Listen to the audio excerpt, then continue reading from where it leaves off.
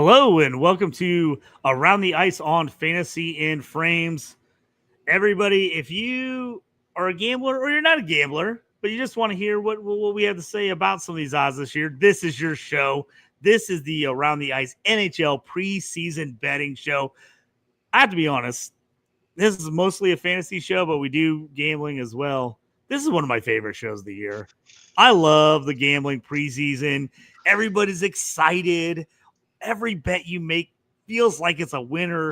It's going to be great. You're like, boom. I'm like, oh man, put a little this. This is going to end up being a huge winnings by the end of the year. It doesn't always work out that way. We try to give you the best bets we possibly can, but I love just looking through the odds, seeing what we like, what we don't like, and put it in. So, fellas, thanks for joining me. My co-host, Bryan Toast Clark, Aaron Tometich in the house as well. I'm JT. We want to thank everybody for joining us. If you haven't yet, please like and subscribe.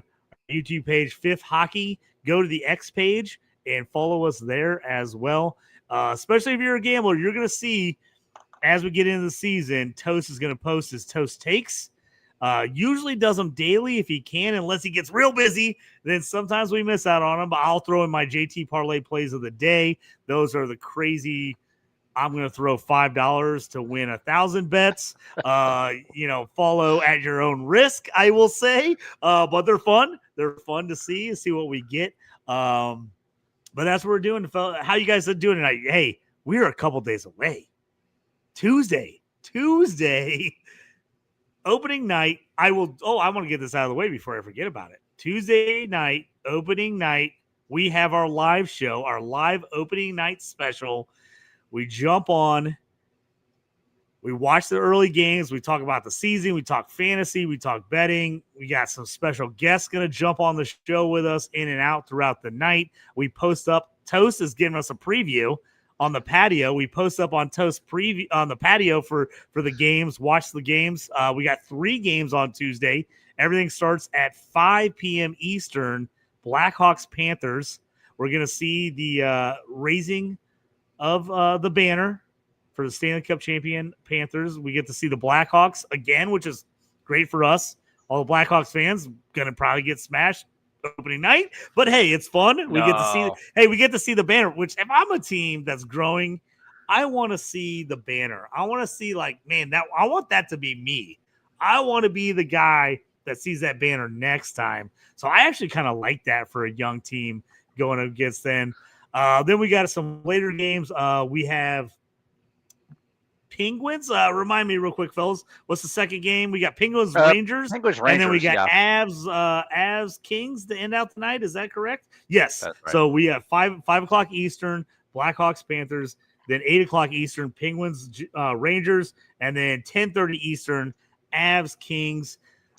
Join us throughout the night, even if you miss it in early going. We're going to be going all night. We're probably going to be going. We're going to give you an estimate here. We're going to see what we can do. Probably 7:30 to 10:30 Eastern time. That's 6:30 to 9:30 Central. That is kind of what we've got planned. Jump in, make comments, tell us some of your bets tonight or on Tuesday.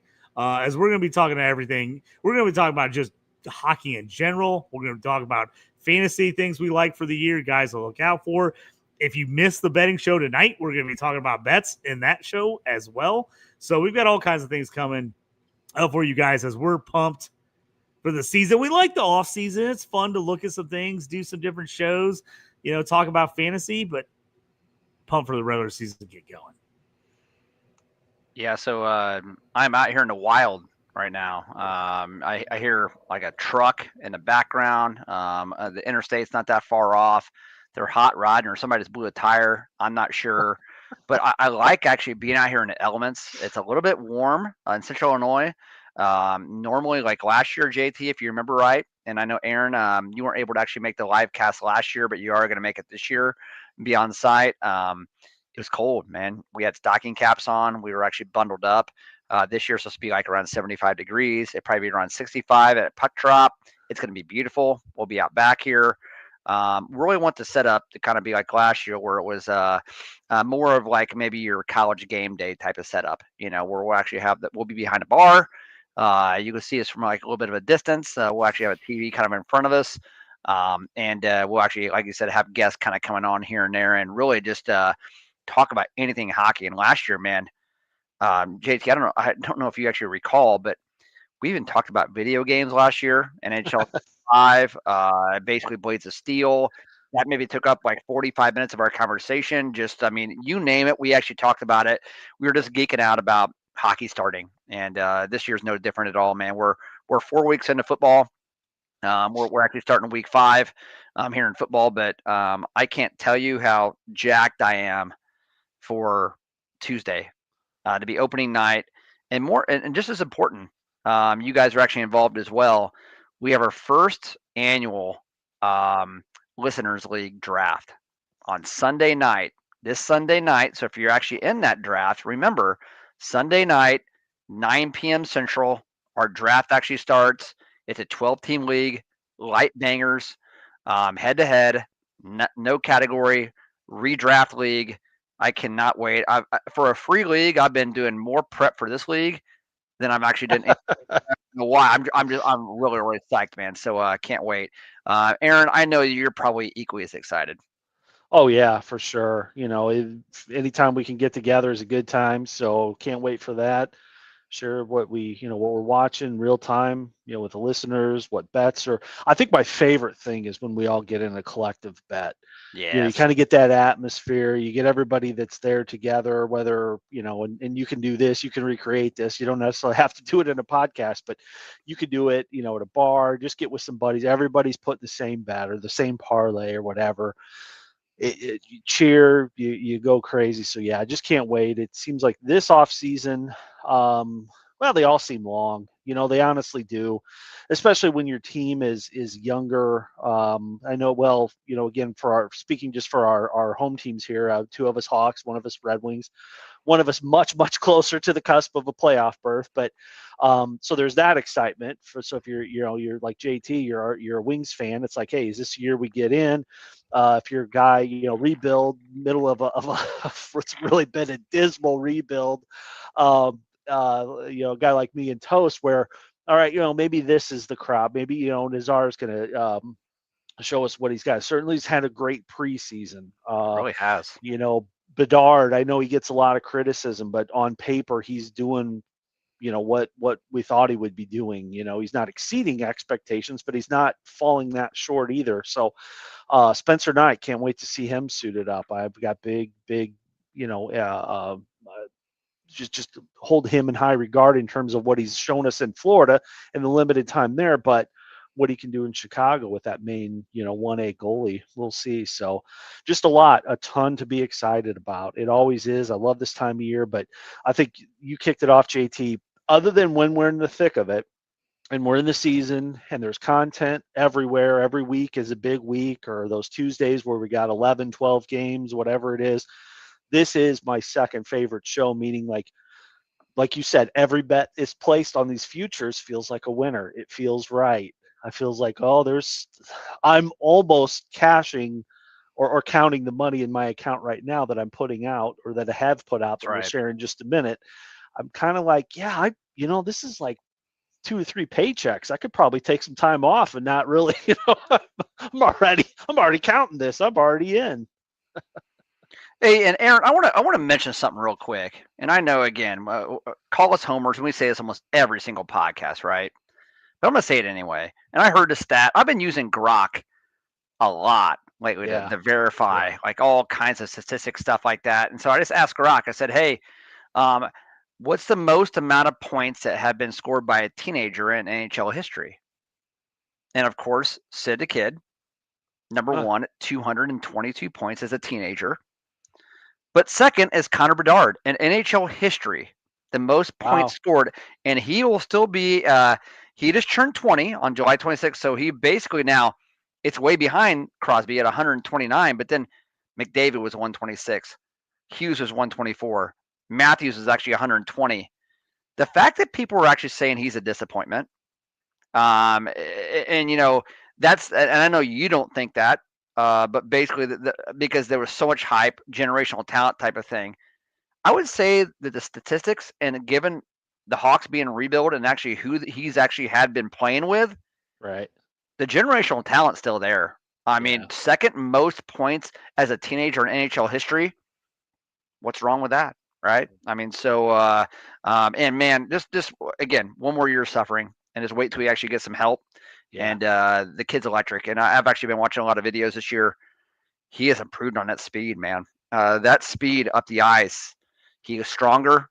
He damn near looks like he's lost like 10 pounds, even though he's gained 5 pounds. I heard a lot more muscle. You know what I mean? Just more bigger, a little bit more physical as well. So I am very happy, excited for not only the Hawks but the entire league, and actually just playing fantasy. But I get a little butt hurt when it actually comes to like I listen to a lot of other podcasts and listen to some other articles where people's like, oh, Bedard this and that's like been a disappointment. He has not been a disappointment.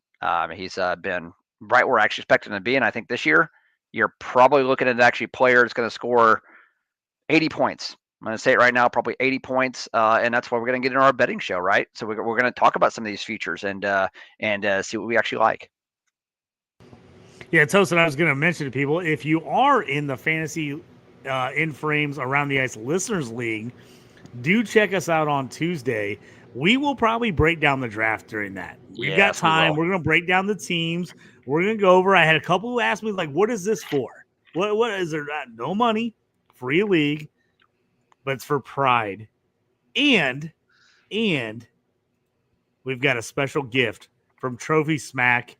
Our friends at Trophy Smack use Fantasy and Frames 10, gets you 10% off anything they have in stock. They have belts, rings, trophies, you name it, they've got it. All you have to do is head over to TrophySmack.com, put in the code Fantasy and Frames 10, and watch yourself save money and hook your league up with great piece, your championship bragging rights. Toast, in our home fantasy league, I got a board from Trophy Smack this year.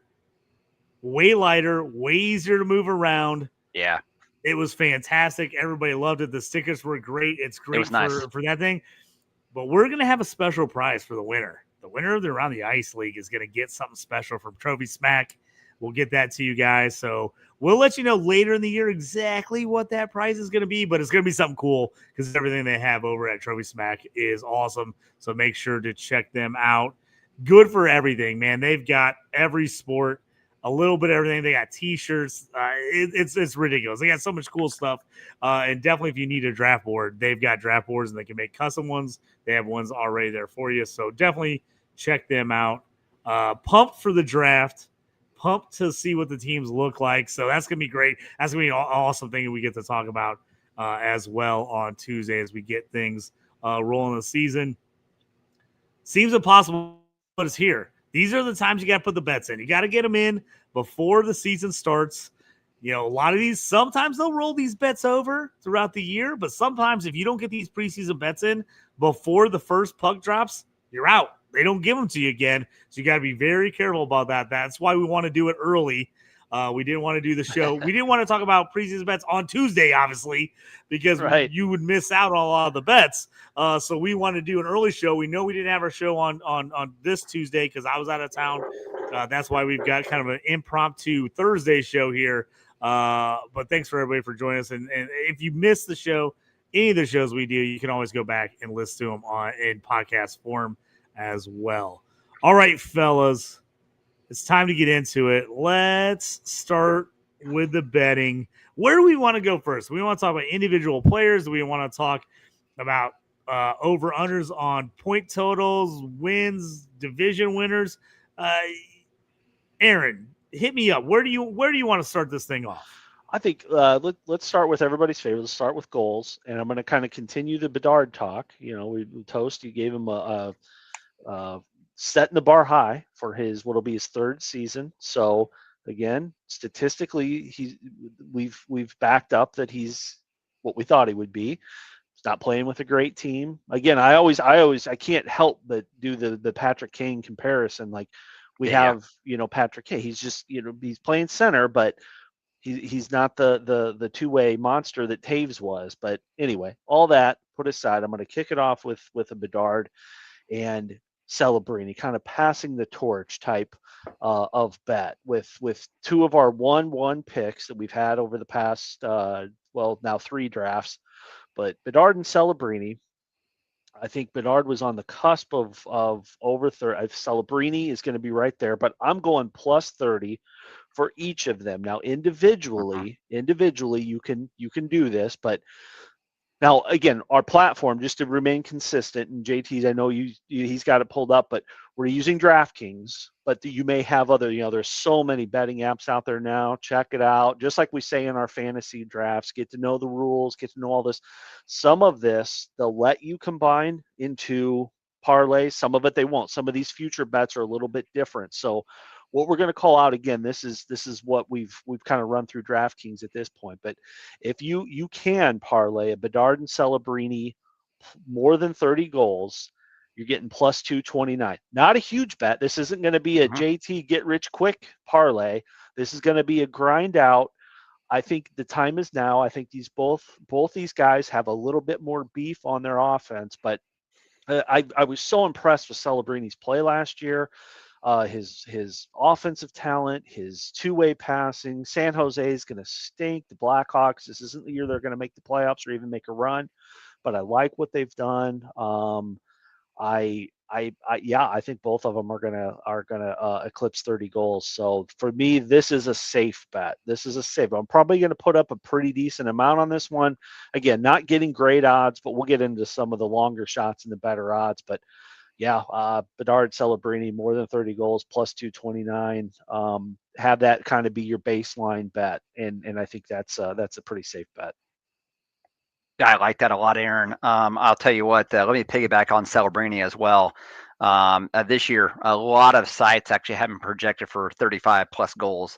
Wow. The fact that they actually come in at 30.5 at minus 105, for me, that was the best goal prop the DraftKings actually offered. And I think that's almost a given. I tell you what, the other one I actually like as well. And guys, you're going to see throughout the night, I'm standing up because my ass is almost broke on one of these chairs here. Like we're gonna have to get some cushions for the live cast. I'm like, gosh, I'm not gonna. It's almost like I'm at work and I'm like, ergonomics 101. Actually, I get the sit stand desk. But pretty sad. But you're gonna see, like, I am going heavy on Connor McDavid about anything this year. He's in a contract season. A lot of actually stuff's come out in the news where he is pretty dead set on actually shooting a puck more often. Really going to be intentional with actually having a goal to score a lot of goals. I mean, the fact that they actually only placed him at 38.5 at minus 115, to me, that's laughable. Wow. I think that is like, you put $1 million on it. I mean, go take out a loan at the bank if you need to. Go ahead and jump into the 401 if you need to. Actually, take some equity on the house. But McDavid, 39 goals at minus 115, barring injury, and I just don't actually see him actually being injured or whatnot, and him actually coming out and saying the fact that I actually want to score more goals this year, and this being a contract year for him as well. That's a stupid easy number. Minus 115, McDavid 38.5. I love that. Aaron, is there anybody else? JT, is there anybody else in goals you like? I was gonna say, I've got it pulled up, so we've got the DraftKings page pulled up. It's got 20 plus, 30 plus, 40 plus goals. I'm jumping through the screen here, letting people kind of take a look at this. So you just said McDavid here. If you go 40 plus regular season goals for McDavid right now, you can get it at plus money, plus 130. Wow. If you go 40 plus for him. Reading off the top guys, obviously Draisaitl minus 800. You're not going to do that. Don't get crazy there. But you got Nylander minus 120. Braden Point minus 120. Tage Thompson plus 105. This is 40. This is 40, JT? This is 40 plus. Yep. Yeah, this is 40 plus goals. Nathan McKinnon plus 130. Ratnan plus 130. McDavid 130, which after you said minus 115 at 38.5, I like the 40 at plus 130 for sure. You got Reinhardt in there, Connor, Kucherov at plus 320. Any of those guys you like in long shots? Anybody else you think you can get to 400? Cole Caulfield's plus 400. Brady Tkachuk is plus 400. Forsberg. We're getting way up there on some of these guys. Ovechkin's plus 500. what do you think? Is there anything else in this? And we can look at some of these other point totals to see if anybody jumps at us at the 50, the 30, the 20 range as well. Yeah, I mean, I did the same thing. I got the legal pad out earlier today and did it, and it's funny. So you're talking about goal scorers. Yes, there is. It's not quite the plus 400. I like that line you drew there, the plus 400, because those are the longer odds. So yeah, I would prefer that. But the can't miss I see on this one, it's at plus 320 is Jack Hughes. Now, oh well, he gets hurt every year. He gets hurt every year. Have you seen the 2 injuries he got hurt with? The long-term ones? He was diving head first into the boards, both of them. Hit his shoulder. He's not going to be doing that. This year, he's not going to be doing that. His brother just signed his contract. His brother's going to be there. Quinn Hughes he's already got 1 foot out the door in Vancouver. He's going to be coming aboard. He's going to want to put up the best stats he can put up. He's not going to be stupid and go head first, diving for the puck and the board. He's That's happened twice. He ain't doing it no more. Yeah. He's not doing it anymore. He didn't learn on his first one. Now his second one, he's really, really like, hey, be careful. That's it. He's not going to do it. That's the only time the guy gets hurt. He hasn't had any other long-term injuries throughout his career, at least notable ones like those two. And they're both freak accidents. And he still gets 40 goals. So for me, that's the, I would have liked to see the odds a little bit longer, but again, I'm kind of, that one jumped off the page at me. The McDavid stuff, to be honest with you, Toast, and I'm glad you noticed it. I went right over it because I'm thinking, well, who's silly enough to put those low of odds on McDavid? That's great. So I don't know. I haven't tried to parlay any of those two, but for me, it's Jack Hughes that jumps off this page that we're looking at right now. I think that's a pretty safe 320 and 320. Like I said, that's a little low, but hey, not if you throw $50 on it, you'd be all right. Here's the guy I kind of like in this is Cole Caulfield, 37 goals, 33 assists last year. I think Montreal is going to be better. We've all talked about the improvement they've done.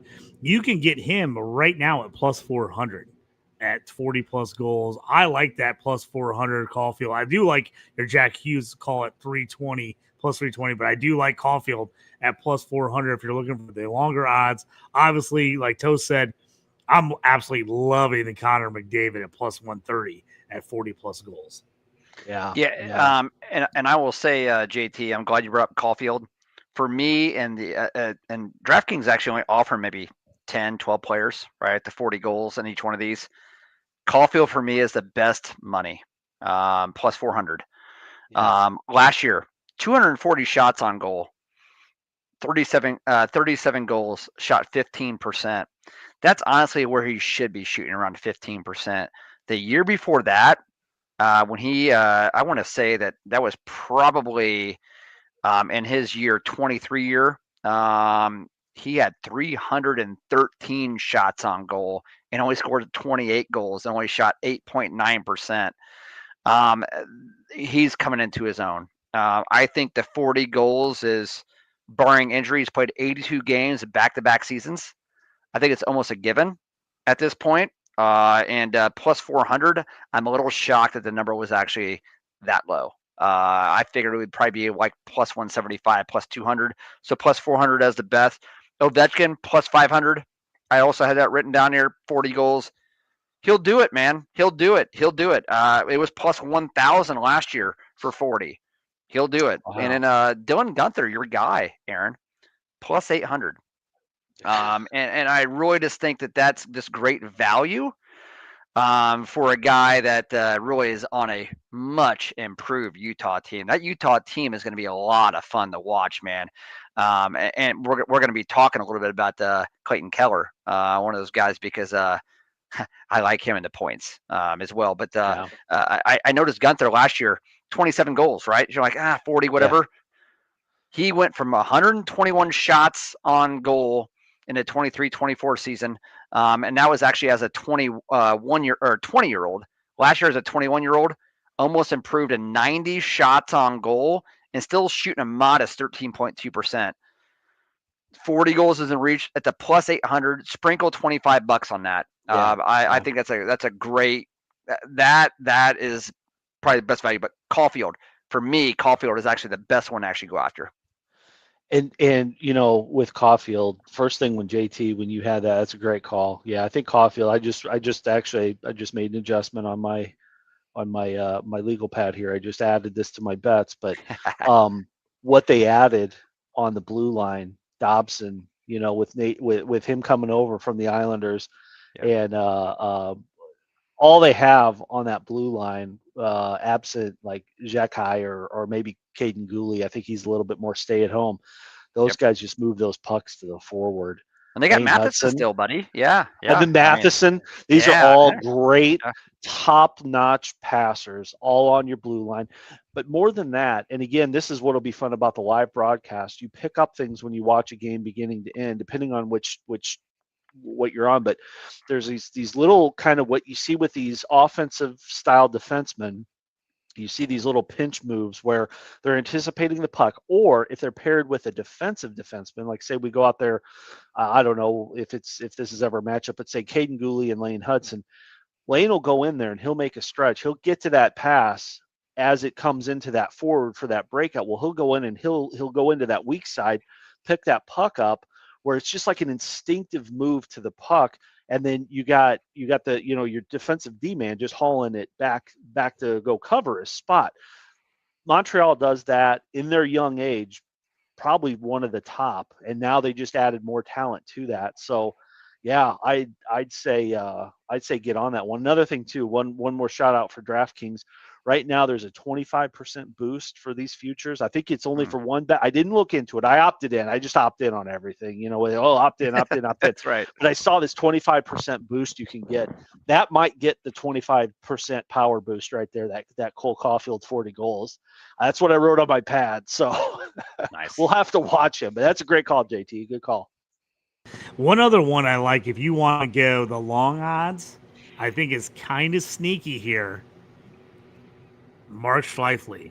Mark Scheifele, the last 3 years, 42 goals, 25, 39. You can get him at plus 800 for 40 goals. I kind of like those guys. Obviously, he's got to stay healthy and stuff. But hey, a guy that's almost hit his 1 goal away from hitting it 2 of the last 3 years at plus 800. I kind of like that if you want to get crazy, if you want to get those long odds, which you know me, I love those long odds. Slightly for me at plus 800 at 40 plus goals is worth a shot. Now, Scheifele, I'm going to push back on you this one because as good as your Cole Caulfield find is, Scheifele, I'm just going to push back a little bit. 22% shooting last year. Yeah. He's never even touched it. He's never even sniffed it. If he keeps it up, yes, absolutely. Awesome odds.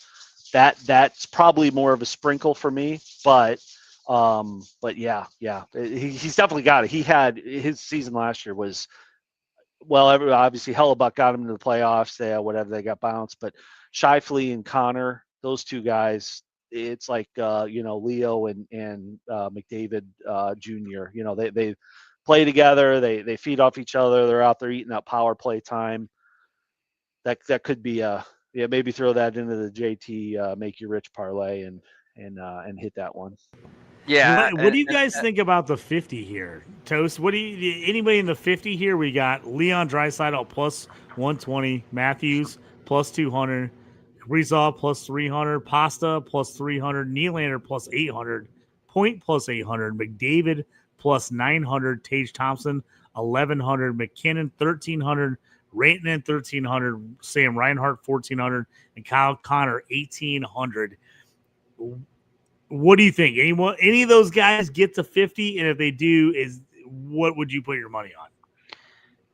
McDavid, and because it's plus 900. And I think they're just going to be more top heavy this year than they've actually been in a long time, especially with actually Zach Hyman actually being out for maybe like the first month of the season. That's again, McDavid is one of the top 10 players to ever play this game, and actually being, what is he, 28 years old, 27? Like, I mean, it's stupid how good he is. He's a generational talent. He is the best in the world. I don't care about all this. And I'm a big McKinnon fan. Ain't nobody better than McDavid. No one. And the fact that he comes out and actually says, I'm going to score more this year.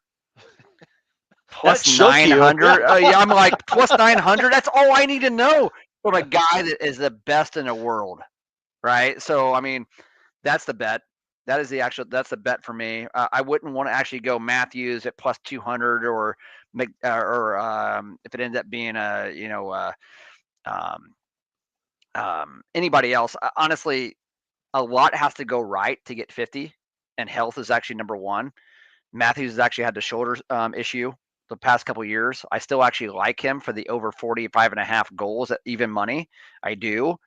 But for me, for the money, and if I'm actually going to take time to actually put money on 50 goals, there's only one. With the odds, it's McDavid at plus 900. Yeah, McDavid, for anybody wondering, has he ever hit 50? He has. He's hit Only 60. one time, 2022, 82 games. He had 64 goals, 89 assists, an incredible 153 points. So he can get there. He shot 352 times that year, by far the most shots. Only twice in his career has he been over 300 shots, and he had 44 and 64 goals both those times. Like you said, Toast, if he plans on shooting more, if he gets up around 300 shots, I feel like this 40 and this 50 goal bet are real nice. You know, everybody talks about ladders. Can you take multiple ones? I don't think you can stack them in this set, but man, I do like both those bets. Take them at 40 and take them at 50 at those type of odds. I really like it. If he gets a 40 and maybe gets a 50 and you take both, you're looking at fantastic at plus 400, plus 900 there. That's just phenomenal. So all he's got to do is shoot 16%. If he puts 300 shots on goal to get to 50, he's got to shoot 16%. And that's I think is the thing is, does he take the shots? He's kind of the last 2 years, he's kind of taken a back seat, not take as many shots. I think they want him to be more aggressive. I would love him to be more aggressive as a fantasy manager and stuff. I love when he pushes and he shoots. So if he gets those shots up anywhere near 300, like he did 3-4 years ago, back-to-back seasons, man, that 44 and that 50 goal mark are well within range. It seems like it's up to him. You know what I mean? Like best decision I made last year was to see the guy play live. I enjoyed it. Even when I saw him play live, though, in fairness, Draisaitl was the best player on the ice that night. But with McDavid, it just seems like, yeah, I'm going to pass this year. I'm going to shoot this year. It's you know, he's a man playing children. And that's incredible to say. I don't know I don't know the stats on it. I think hockey's a little bit younger. I could be wrong on this, but I remember baseball peak age was 28. Like your 28th year is usually statistically the best year, just to, you know, peak performance, that kind of stuff. So I'm not sure what it is for hockey. I think Toast, you said he's 28 this year. Is that right? 27, 28. Yeah, so 28, yeah. You know, I don't know. Yeah, who knows? I mean, if he's got in his mind he's going to shoot more, then yeah, this will be a no-brainer. The only guy that I would say was 50, and this is a long shot. He's not even on here. We can't bet him. Have to maybe check at some of the competitor sites, but Pavel Dorofeyev, like, yes, it's going to be a not a very big bet. It'll be a sprinkle bet. I can't imagine what the odds are going to be, but when you got Jack Eichel passing to him, and you got Mitchie Marner passing to him, you know, if this guy doesn't get, maybe he'll get 80. I don't know, but I think he's got. If you just want a far shot and you can find it, I'm going to look for it. I'm going to hunt it down. I'm going to find it because I want to put my money where my mouth is. But I think Dorofeyev's got a legit shot at 50 this year. I like that. I was looking around to see if I could find him on any of the plus goals. I am not finding him on anything. I can't find his name at all. I went through Bet365, DraftKings. I don't know, maybe I'll try MGM next. We'll see, but I can't find the dude anywhere. It's odd that Vegas isn't going to take the money, you know, or wherever these guys are located. But there's got to be somebody willing to take that bet. But we'll see. There's one guy at 30 goals that I actually want to mention. I do actually like Dylan Holloway at plus 400, as much as it pains me. All right. Yeah. It pains me to actually include a blue in here to actually do that. But I just want to say that, honestly, last year was his year 23, age 23 year. He shot a very good 14.6%. And for individuals or listeners out there don't really know the percentages or whatnot, I would say league average for a forward, if you're right around 15%, you're probably 13, 14, 15%. You're probably around the league average. Yeah. So he shot 14.6 last year. He only shot the puck 178 times at 26 goals. He will actually be one of their mainstays and one of their centerpieces for that entire team. He's just coming into his own. So at 26 goals last year and only shooting 178 times, I just see him shooting about 230 times this year. And I still think with that shooting percentage actually being at 14.6, if he's right around 15, he'll make the 30, and that's plus 400. I like Dylan Holloway at plus 400. I think that's a steal, I think. I like that. Yeah, well, this pod's going to get more painful as we go because we'll have some other blues. Unfortunately, we got to talk about. But to your point on Holloway, I mean St. Louis, again, not the tear down rebuild, the rolling rebuild. Pretty good job. Defensively solid, and I like the mix of young blood on the team with whether it's Snuggerland. Or Snuggerud, I'm sorry, Snuggerud. That I think he's projected to skate line one with Rob Tom. Let's just call him Snuggie. Let's just call him Snuggie. Snuggie. There you go. Snuggie's actually that plus helps. 105 to get 20 goals. I've got that pulled up on the screen. 105. Well. He's plus 105 for 20. Secrets out on him. And they have. I mean, he played at the end of the year. But I just like the mix they have. When I look at the team top to bottom, I like what I see. They've got some veteran depth at the center position, some good guys that are centering these lines, and their wingers are just gonna, it's gonna be a long season for the Blackhawks fans for sure. Guys, I've got 20 plus goals pulled up. If you want to get in the plus money, you got to almost go defenseman. I said, Snugger's the first guy at 105. Landeskog. He's been dealing with those injuries the last couple of years. He's plus 105. Then we start getting into the defensive players. Do you think any of these defensive guys have a shot at 20 goals this year? Rasmus Dahlin plus 175. Quinn Hughes plus 300. Evan Bouchard plus 300. Werenski plus 300. Harley plus 400. And then you get up beyond that. Do you think any defenseman in the league can get 20 goals this year? Well, I know that. Yes, Makar will. Of course, they're not offering him, and they shouldn't offer him. But I had Quinn Hughes in this list here, and it'll be interesting. Cale Makar is minus 360. So I was talking about plus money. I was talking about plus money, but yes, Cale Makar is minus 360. Geez, that's a lock. Yeah, if you want to, it's a good parlay piece. If you could actually parlay that with something else, if they'll allow you to do that and not limit you on how much you can actually bet. But I actually had Quinn Hughes on this at plus 300. You do wonder with Nikolai Ehlers actually moving on and actually from Winnipeg there, if there's going to be more opportunity, especially on the power play. I think last year, if I remember right, I don't have a stat, I think he was 17 and 70. So 17 goals, 70 assists, 87 points. He's right there knocking on the door. And if he can actually get the shots, above 200 and maybe 225, somewhere around there, he's not your normal defenseman where your defensemen are going to shoot 6, 7, 8% or 9%, right? Because they're shooting from the blue line. He can actually drive play. He could actually go around defenders. He can actually get closer to the net than actually most defensive guys. So if you want to go, if you're dead set on a 20 goals deal, I think that's probably the one that stood out to me at plus 300. Yeah, I'm right there with you. I'll be honest. I don't think any of them jump out. Not for big enough odds. The only one that I like, I don't think I'd put any money or even parlay it, is Thomas Harley, but he's a left-handed shot, so he's not on the first power play for Dallas. They always put a forward back on that left or right side D. It's offhand shot.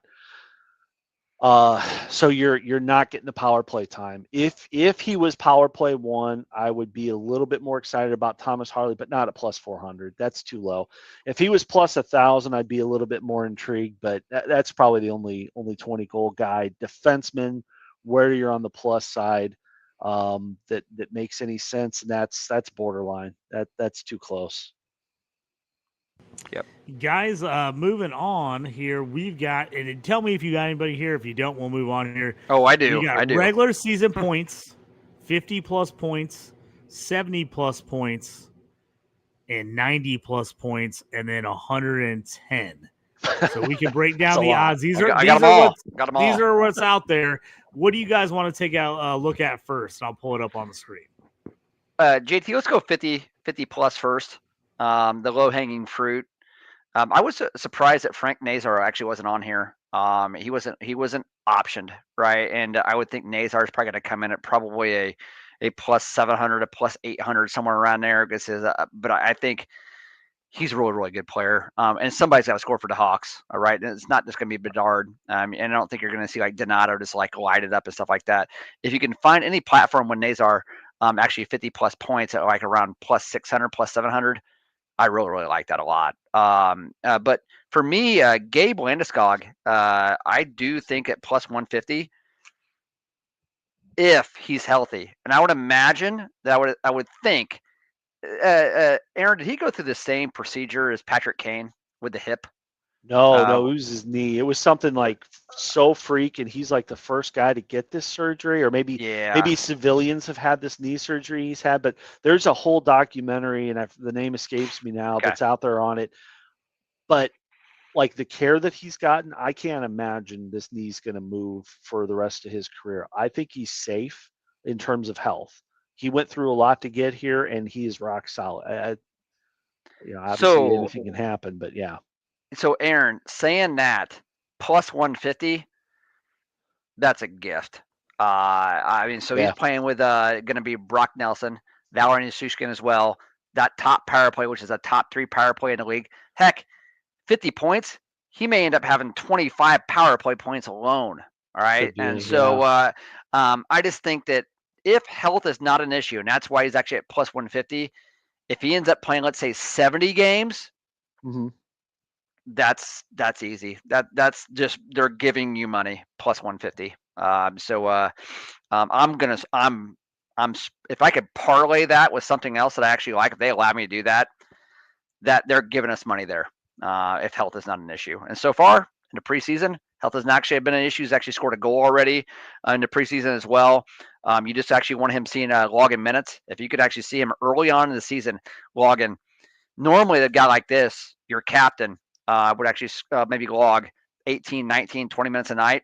If I see him at 16 plus right from the get-go, I'm happy. And actually, I'm very, very optimistic. So if he's actually, let's just put it this way. For the first 10 games, if he actually averages 16 minutes time on ice each one of those games, the 50 plus points is going to be no problem. Then at that point, I'm actually looking for 70 and actually seeing where he's going to be. Yeah. Especially if they let you live, which they probably won't. Yeah. Aaron, what do you like, or JT, what do you guys like for 70? I got a couple guys, but I want to hear what you guys think for 70. For 70, I've got 2. Couldn't parlay them earlier, so that's okay. Couldn't put them together, but the odds aren't bad. Anyway, the 2 that jump out the page for me are Quentin Byfield. He had a great playoffs. People have been waiting on him for a while. It's a plus 165. So I would probably, again, whether you're looking at different sites, you're looking wherever you're looking, or if you can parlay it maybe with a completely separate bet, do that, because plus 165 isn't that great. It also tells me there's some weight to this prediction of 70 plus points. I saw a different player, especially towards the last month of the season into the playoffs. He looked like a leader. Kopitar, he's already made it official. This is his last year that he's going to play. The torch is getting passed to this kid, and he's slow out of the gate. But I think last year he keeps building. That's been a slow build. This is the year that we see him probably flirt with 90 points, in my opinion. So 70 is a sensible bet. And then I want William Eklund on the Sharks. He's gonna. I already talked up Celebrini. We got Will Smith over there. We got Michael Misa. We got all these forwards that can fly up and down the ice, and you got your veteran presence of William Eklund. We've talked him up on prior pods. We've talked him up. We all are big fans. We like his brother. We like everything about this whole family. So he's at plus 300 for 70 points. But same kind of thing with Landeskog with the points you just made with him with a plus 50. It's all about his line mates. Now, he's not going to dazzle us with 50 goals. He's a pass first type of guy. But on a pass first type of guy with these guys roaming around the net, they're going to get lucky bounces. He's going to put the puck in the net. He's going to get power play one time. I don't think it's too much at all for him to plus 300 is a pretty good number to get. I'm excited about that one. I like that a lot. Yes, absolutely. JT, sorry. Toast, Why don't you go? I got another 70-point guy I want to mention. I mean, this show's going to go on for a bit because here's the deal. Like, I just got too much to talk about. I don't want to cut you off. Do you have anybody you want to talk about first? No, I was going to ask you guys, looking at some of the odds where we think maybe a guy could hit. What do we think about Ovechkin at plus 260? Other than the season where he only played 65 games, he's been over this mark consistently. I know he's a year older. I know he's more of a shooter than anything else. What do you think about 260 on Ovechkin over 50 or 70 regular season points? Yeah, he is. Ovechkin for me is a 45 goal, 22 assist guy. So if you actually add it up, that's 67 points. And Aaron, you can back me up on this a little bit, but he can't skate anymore. So a lot of those were empty netters. Remember that last year where I just don't see him getting a lot of assists. If he got over 30 assists, I'd be shocked, which means that he's going to have to get 40 goals. And I think he'll get 40 goals, but he's going to get 45 to 50 goals. So that's the point, Joe. So you're saying, hey, stay off Ovechkin points, stay off anything else, just take goals, right? Goals. If you're on Ovechkin, stay on goal bets only, right? Yeah, I have Ovechkin for goals, I believe, at over I have to actually look at it, but let's come back to Ovechkin because I got some more to talk about Ovechkin. 70 plus points. I like Kirill Marchenko. I like these Russians, buddy. But last year, 207 shots on goal. So his 3 years in the league, 131 shots on goal, 193, then 207. Still, again, a good 15% shot percentage as well. Had 31 goals, 43 assists for 74 points last year. He's going to be better than last year. He's getting nothing but better. So for them to be a plus 125 for 70 points, I just don't see how that doesn't happen. If I can actually parlay the whole Landeskog at plus 150 for 50 points and Marchenko at plus 125 and actually put those together and get it like at plus 600, to me, that's free money. Barring injuries, right? And that's what betting is, always barring injuries. But I like that. And another guy, Gabe Velarde, at plus 450 for 70 points as well. I think that's sneaky. So maybe look at Velarde as well. I like Velarde. Remember that goal he had in the playoffs? It went off his stick. He looked like Joe Pavelski tipping that thing in. I like the Velarde shout out there. The only other guy I'd shout out quick, and again, I know we've been on him on this pod, at least for the 70 points. I'm going to go D-man because of the longer odds, but I like Jake Sanderson this year. I think he's going to show us. He's going to show us what it is to be the 1A guy on defense, the point getter. He's going to, well, we all know that Ottawa made the playoffs last year. I think they're going to build on that, but I like Sandy in there. I really like that as a D-man, and it might all be assists. He might only have 10 tucks, but no problem. He's got the guys that'll go out there and score and fight in the corners and pick that up. So yeah, I kind of like Sanderson on that. Well, and Aaron, so if you look at his last 3 years, 3% shooting, 6.3% shooting, and 5.6% shooting, that looks more like a banger defenseman, actually shooting percentage. Let's say he could get it to 8 or 9, 9%. Let's say he even got to a career high 10% this year, and he had 195 shots on goal last year. Let's say he actually cranks up to 200. Fine, he's right there at 200. Mm-hmm. Then if he ends up shooting at, so you're looking at, instead of 11 goals, he's looking at 17, 18 goals. And then last year, 46 assists And this is a power play team. This team, they can score power plays and goals in bunches.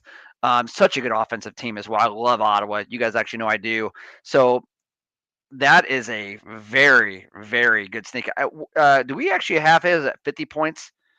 He's got to be like minus 175, minus 200, at 70, right? At 70, it's fantastic. You've got him at you got him at the 550. He had 47 points last year, or no, 57 last year. 57 last year. So he was just off on there. Let me pull up here. Let if me he's move at 50 points at like in the ones, if he's at 50 points in the ones, like at 175, like minus 235. Okay, yeah, that makes sense. On to him. Yeah. So hey, if I'm going 50 points at minus 235, or I'm going 70 points at plus 550, I'm throwing the money on the 70 points at plus 550. Yes, absolutely. Anybody else you guys want to talk about in points before we jump into some other betting categories? Yeah. Jump in. Yeah. Tell me who you got. Tell me who you got. I'll pull it up on the screen, Toast. Macklin Celebrini for 90 points at plus 1,000. Oh, what? I just think for the plus 1,000 for 90 points. That's lot of points. That's worth the bet for plus 1,000. Hey, he's the deepest odds. He's the deepest odds at plus 90 at plus 1,000. So last year they're unbelievably bad. That's a bad team, and they're a bad defensive team. They could put up some offense. Toffoli actually, I think, is going to have over 30 goals again this year. Misa's going to come in, probably end up having close to 20 goals this year. Eklund, like you said as well. We know, we watch those West Coast games, man, and those late games where San Jose's can score, and they're all young. And minus Toffoli, right? But they're a young group. The thing is they just give up too many goals. They have no defense at all. They have actually Askarhov's actually a young good goalie, but they're just going to struggle there. I just wonder, like, if you look at last year as an 18-year-old, 63 points in 70 games. He only plays 70 games. What if he plays 80 games this year and are actually better? Nobody scores 63 points in 70 games that actually is an 18-year-old, unless, again, Connor Bedard actually did it. So I just think the plus 1,000 is just worth the bet. It's worth a sprinkle of $15 to actually win $150. I'll be putting $15 on Celebrini to actually get 90. Okay. Yeah. Now, hey, again, if it was plus 400, 500, I wouldn't be doing it. Plus 1,000, it's just like, all right, we wouldn't be here and be shocked, right? And we'd be able to kind of know, like, plus 1,000, it's worth it. So that was one that stood out for me at plus 90 or 90 points. Other ones just didn't stand out, other than William Nylander at plus 185. I was a little shocked they were actually getting plus money for Nylander at 90, and actually plus 185 was almost an insult in my opinion. So I do like Nylander at plus 185. If you want to go like heavy, and that's a bet to actually go heavy on, right? So you're going to go ahead and maybe risk 10% of your account on something like that at plus 185, because I do think it's an insult for 90 points, especially given the fact that Mitch Marner's actually gone off that team this year. So somebody's got to pick up the scoring, and we know he can actually do it. Yeah, and if, as early as they the annual knockout of the Maple Leafs getting knocked out, he did play well in the playoffs again. So I going into the new season, that's typically what I'll use as the watermark, especially for the younger guys. But Willie Stiles played very well in the playoffs, had a great regular season. So, yeah, that's not bad. What'd you say? I'm looking at it here now in my hand. What was it, 125 you said? What, plus 125 or plus 185, which I was 185. Again, okay. Yeah, I was a little shocked that there was that good of odds. So, yeah. Boy, 90 points is a lot, but he consistently does it. I like that. None of these other guys are jumping out at me though for a lock. There's going to be a lot that will get it, but yeah, I don't know. Yeah, and JT, if you want to go McKinnon at the only one that actually stood at plus 110 for me, and it was minus 135. I'm staying away from plus 110. So I Yeah, like a that couple one's others. tough. I mean, yeah, you got McDavid at minus 400, which you don't want to jump on. You're better off getting on the goals. Kucherov minus 135, McKinnon minus 135, Draisaitl plus 115, and Kaprizov plus 250, Pasta plus 250, and then we get in the 1,000+ odds for everybody else. Gosh, Yeah, Kaprizov, signing that money. I just, we're going to talk about that on the live cast. That's going to be a whole hour of discussion. Yeah, we're not going to bring that up tonight, fellas, because that'll get us into a long time. We got to stay with the bet. Stay with the betting for now. We'll talk about that on the live I'm just cast. looking at his 110. I just don't see it, even at and I don't like the odds there. Yeah, I'm skipping that too. I'm skipping that cat. That's too hard to call. Yeah, Boy, plus they got Pasta on 250. there. Too much can go wrong at plus. Exactly. For plus 250. Exactly. For me, you got to have everything go right to get to 110. I think I'd rather have some of these you other need goals. 4 digits on that. 4 digits on that, and I'd consider it. But yeah, not that. No, it's too low. Too low. All right, that got us through points for everybody. What else are we looking at, fellas? Where are some things that that jumped out to us? I'll pull them up here on the site if I can find them. I think if we can go to the rookie points, I think it might be. I've got 2 shout outs here. I'm going to do both.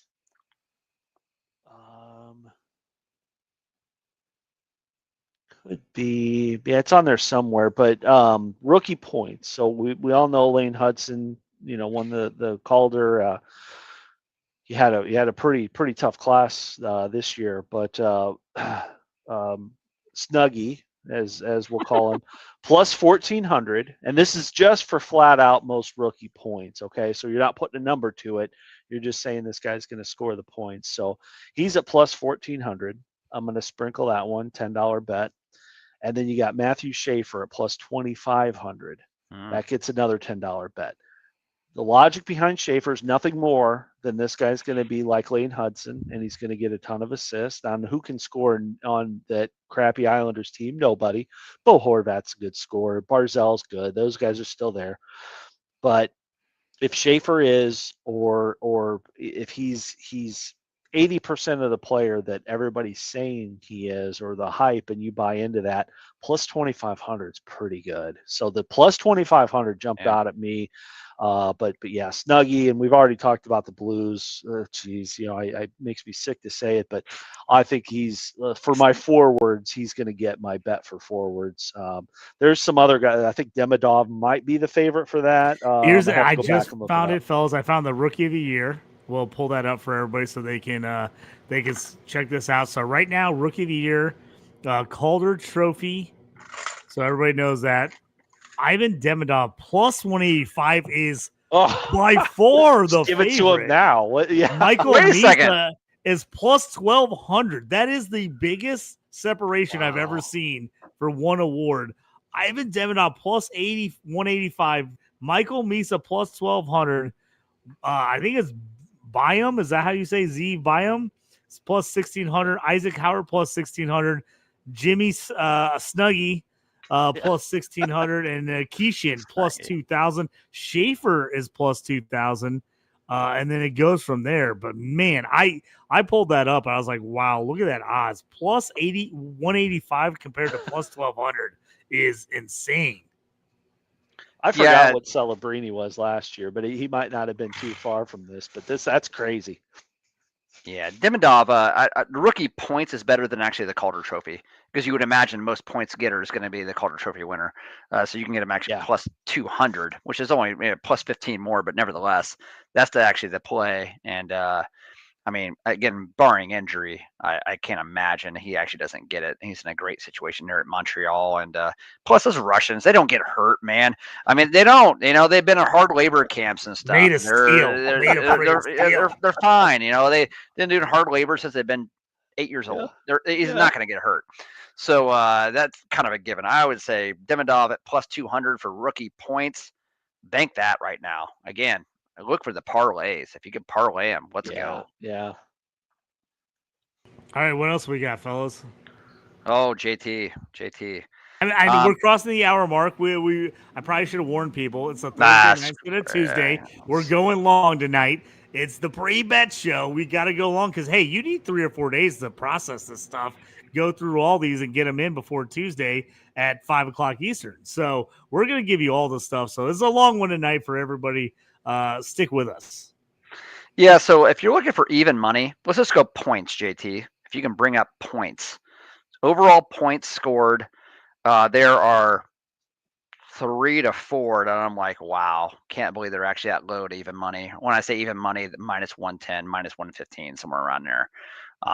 But points in general, they have Ovechkin at 60.5 points.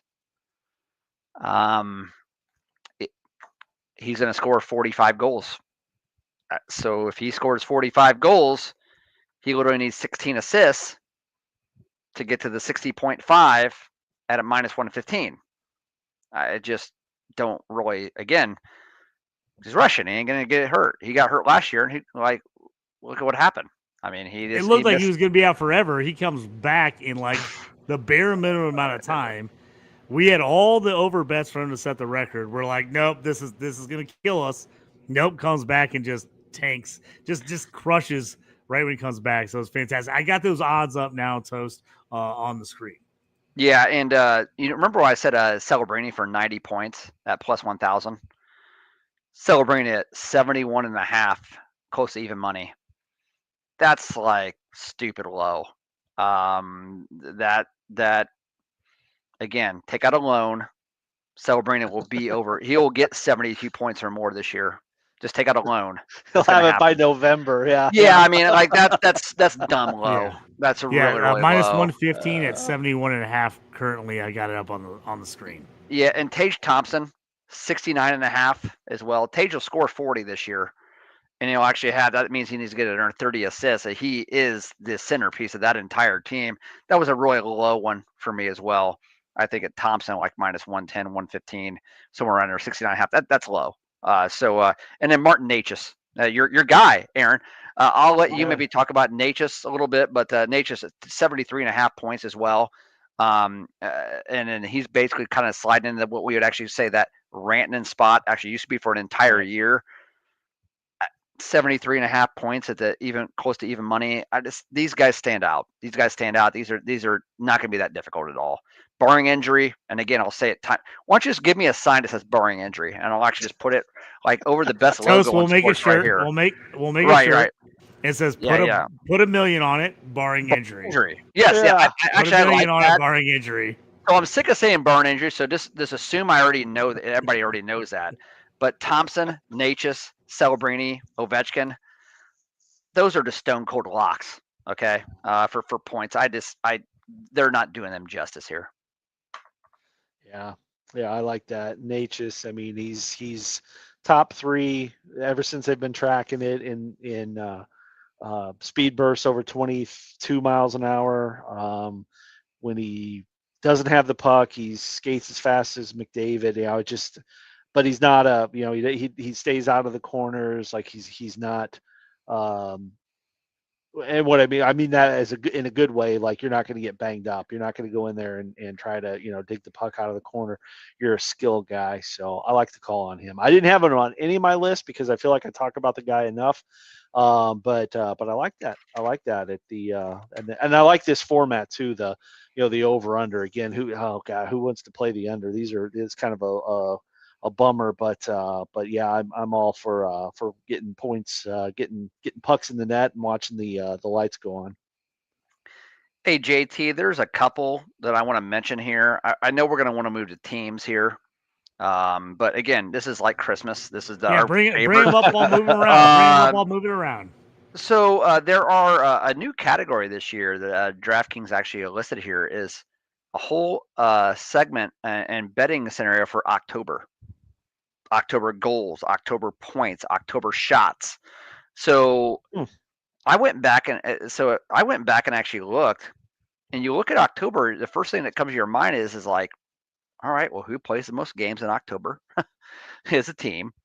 And also who has the hardest schedule in October, who has the weakest schedule in October, who has the most home games in October. to really try to capitalize on some of these odds that we're actually getting here. Mm-hmm. And so what I found out is Boston actually plays the most games in October at 13. So obviously the guy that comes to mind is Pasternak, but he doesn't really have a supporting cast around him. But that doesn't mean he actually can't be on goals or actually shots on goal. And here's the reason. DraftKings did not offer David Pasternak for October goals. Offered everybody else, but not him. Why? Because they knew he actually played 13 games in October, and they didn't feel comfortable even putting that out there, right? Total BS. Yeah. He's on the shots on goal leader, and you know what, Toast? Shocker. He's by far the worst odds at plus 190.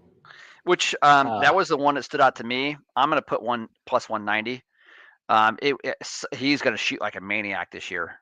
I think they already know they're not going to be any good. I think that Geeky's actually have a really good season. Another sneaky guy for points and stuff like that. Lindholm, whatever. Brad Marchand's not there anymore. McAvoy's you would think he's been around like 20 years. He's only like 29 years old, I think. But they know they're in a transition year. They're not going to be that good. I think he's going to score 100 points. I know that. And given their schedule starting off, now I will say I did some research as well on Boston. Not only do they play 13 games, but their October schedule is hardest in the NHL. So not only they play 13 games starting off, but it is very, very difficult as well. So you do wonder, about that. But so October goals, I got goal leaders up now, so that everybody can take a look at it. So it's October player markets, goal leaders. So if you're going through, you're looking through everything, you can pop through to the futures, go to goal leader, you go to October futures, then down to goal leaders, letting everybody know where to find it. I know sometimes that's a problem. I do the same thing. I'm like, how do I find that bet? I'm like, Toast, where's that thing at? So sometimes you have to go through a couple steps, but you got at the top of the board, Draisaitl plus 500. Kaprizov plus 650, Matthews plus 900, McDavid 1600, and from there, who do you like on this list? I like McKinnon at plus 1800, and the reason being is Colorado has 12 games in October, so the second most in the league, and so you would imagine that goals wise there as well, McKinnon can actually get up there. You think Landeskog's maybe going to start off a little bit slow, Nishishkin actually. Nikushkin, actually had been in the player assistant program for a lot of last year as well. Makar could be really, really sneaky, but they actually did not offer him. Being like, I know, like, oh, defenseman, like October goals. Are you serious? Maybe he could score 9. You know what I mean? Like 10. He could do that. He could. And if they're going to get like at plus 10,000, I'm taking it. Those are the type of things you're looking at. But Adrian Kempe as well. LA also plays 12 games.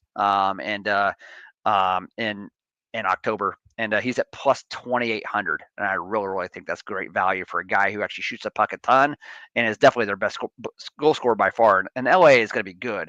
They could get some empty net goals early on in the season.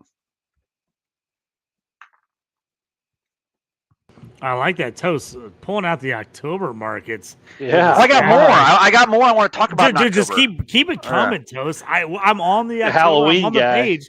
Yeah. I'm on the page. Ooh, so you tell me. Yeah. Toast, let's not talk about that. Let's hold your thought on the Halloween stuff, because I know we're gonna have to talk about that. Let's stick to hockey. Okay. Stick to the October. October points. October points as well. Team points? Yeah. No. Individual points for October. Points leader. All right. And so that up on the page. Easiest strength of schedule for October. Utah is number 2 strength of schedule, easiest in the league in October. Clayton Keller plus 4,000. He's an assist machine.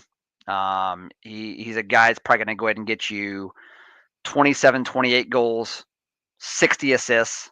He's that good. 90 points, 92, 93 points. Vegas has the 3rd easiest schedule in October. Jack Eichel plus 2,800. So it's going to take, I would imagine, Marner a little bit of time to get up to speed there. But Dorieff, hopefully a healthy Mark Stone. You got Ivan Barbashev there as well. and William Karlsson is actually aging, but still actually serviceable. Mm-hmm. Jack Eichel plus 2,800 for October points leader for the third easiest schedule in the league. That's probably something I'm sprinkling on. I like that. Toast, I'm telling you, I'm loving these. These are the ones we want. You love the season long bets, but dude, if you can get an October bet, hit this October bet and get that money in the account for the rest of the year. Exactly. Sign me up. I love it. It's I like love taking house that. money. It's like taking that first quarter or that under 5 innings bet in baseball. It's like, oh, I hit it. I can jump on more. I love these October bets. I didn't even know these are available. Toast, you're bringing the heat tonight with these. I love them. That's dude. Jack Eichel 2,800. I actually think that's fantastic. I like that. I'm jumping on that. I'm tailing for sure. The Clayton Keller plus 4,000. I like as well. That's very nice. Hey, Aaron, did you get on the Hart Trophy plus the Cup winner? Again, not. last things we actually do before we get over to the team points, because these parlay for player points and player props is much more exciting, in my opinion, actually, as we get over to team points, which is really just our predictions on who's going to win the Cup. But did you see those Hart plus Cup? I got a couple I want to mention that I'm gonna retire. Is what I'm gonna do. I'm gonna retire. Toast, if you could tell me where I can find these, I'll pull these up for the audience. I think season specials maybe.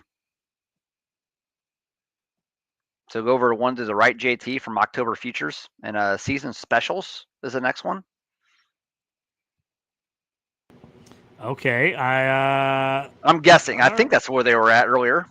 This is a crazy one. I don't know if I've ever seen this before. Shots on goal survivor. Player to record one shot on goal for every regular season game, survivor pool style. Wow. Dude, pasta. Hey, we went I want to just mention this to the audience. We went from almost zero player props, nothing in hockey over the last couple of years. We had to fight to get shots on goal and anything else and blocks and hits. And now we've got on DraftKings props of them survivor style shots on goal for the season. This is fantastic, boys. Gosh, we're a bunch of degenerates. Yeah. I know. This is amazing. I'm like, I didn't even see this one, Toast. I'm glad you like making me search through here. I'm like, I didn't even see this was a possibility. I'm like, this is fantastic. Well, Aaron, did you dig in this one? There's again the Hart plus the Cup, man. There is some ones where if you keep going to the right, JT, on that. So if you're at the season specials and you go over 1, 2, 3 more under the awards category, and then it's the very last category under the awards section, I guess. It's Hart and Cup winner.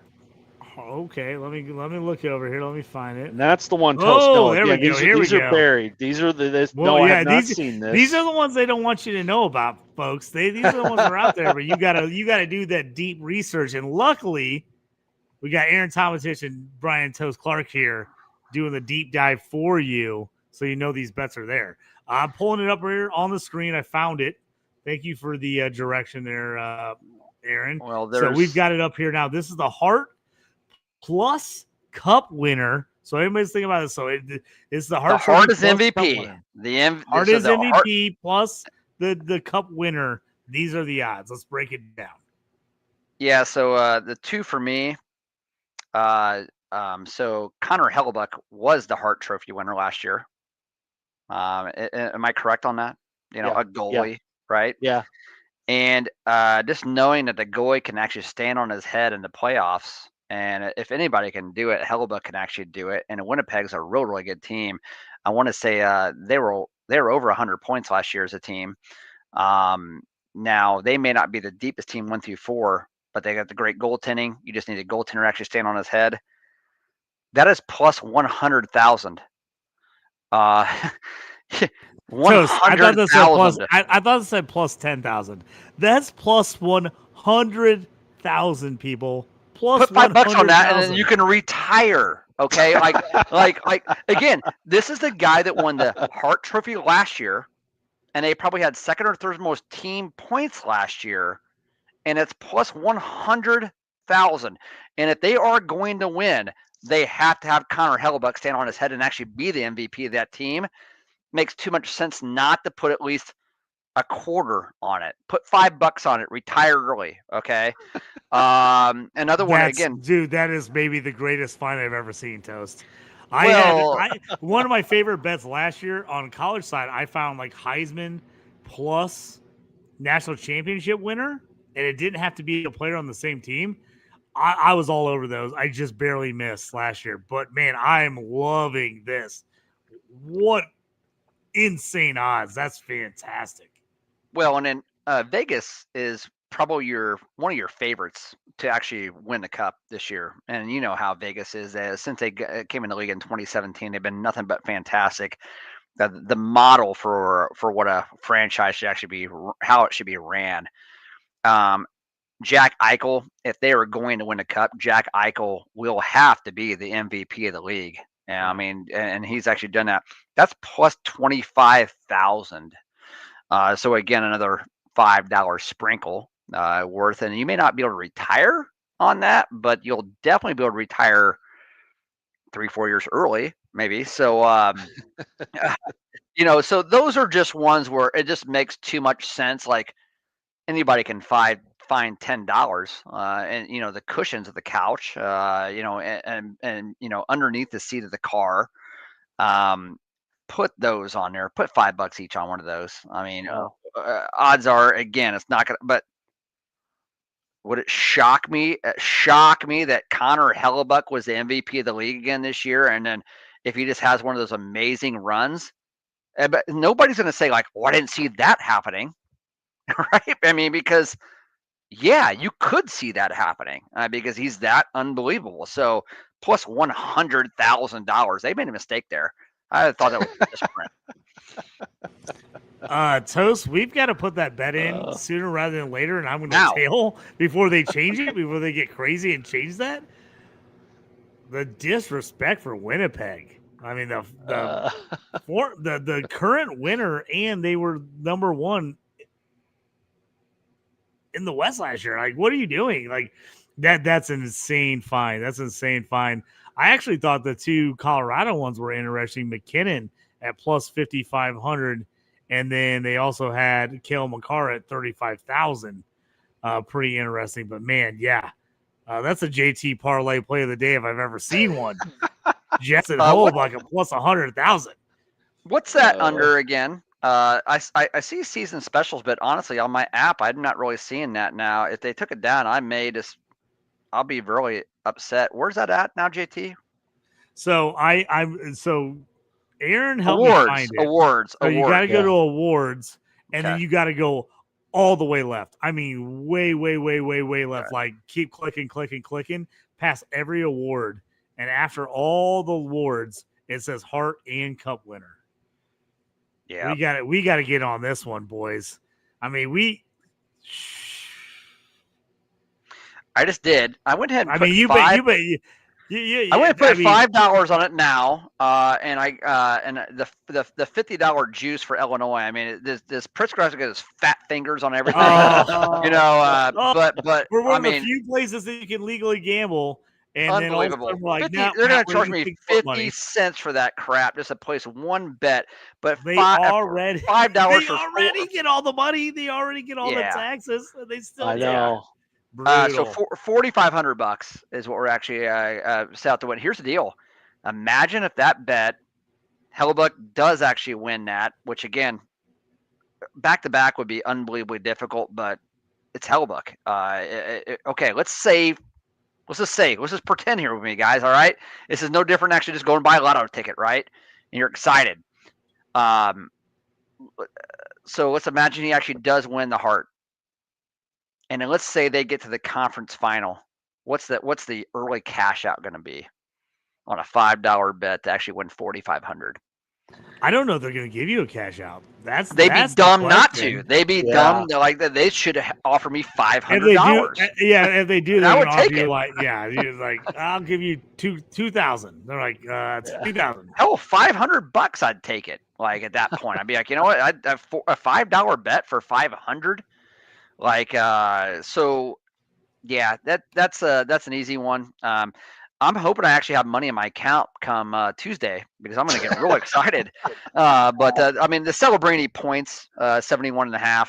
I'm jumping on that shit, man. Like, I'm excited. Aaron, is there any other before we get to teams, is there any other individual ones you actually want to? I know we got Rocket Richard for most goals, Art Ross as well. You got the Ovi. There's an Ovi special here, like on when you'll get number I just 900. pulled it up. So anybody wants to look at the OV special here, I've I got already it on the I already screen. know what I'm doing. Yeah. So OV special is 900th career goal. You can He's bet at on the 897. He's at team. 897 right now. You can bet on the team that he gets it against. Ah, Lowest is Tampa Bay Lightning at plus 550, Wild at plus 600, Canucks plus 650, and it goes up about 50 to 100 from then on. So let me provide a little context on this, on why Tampa Bay is the lowest plus 5. Is it 550? Yeah, Is because they start off. So Ovi actually starts off at home versus Boston. Boston's bad, so odds are he's probably going to get a goal versus Boston. Let's just say he does. Then they go away to do a little bit of a New York East Coast swing there, playing the Rangers and the Islanders. You're going against Shesterkin and Sorokin, right? Two good goalies. Traditionally, two good defensive teams, even though last year they kind of tailed off, right? It was kind of a mess. And then coming back in their fourth game, Tampa Bay at home. So you just assume he may not score on the road at New York given the goaltending and being on the road. But then come back in Tampa Bay, and Tampa Bay, as good as they are as a team, I don't know if you guys remember, Tampa Bay gave up a shit ton of goals last year. They played in a lot of high-scoring games, and they won a lot of high-scoring games. So that's why that Tampa Bay is actually at plus 550, because they're thinking fourth game, third goal, you're facing really, really tough goaltending in between on the road, and then Tampa Bay back at home there, who actually gives up goals last year in bunches. So, but if you really want to think he could score 2 in Boston on opening night, then look at the Islanders and the Rangers, right? At plus 900 and 900, right? 900 for each. Yep. Then once he gets 899, and he's actually on the right, I don't care. He's going to do it. He's going to do it. If he's that close, he's going to actually make it happen. They're going to be hell bent on getting him the puck and making sure he actually shoots like 7-8 times in a night.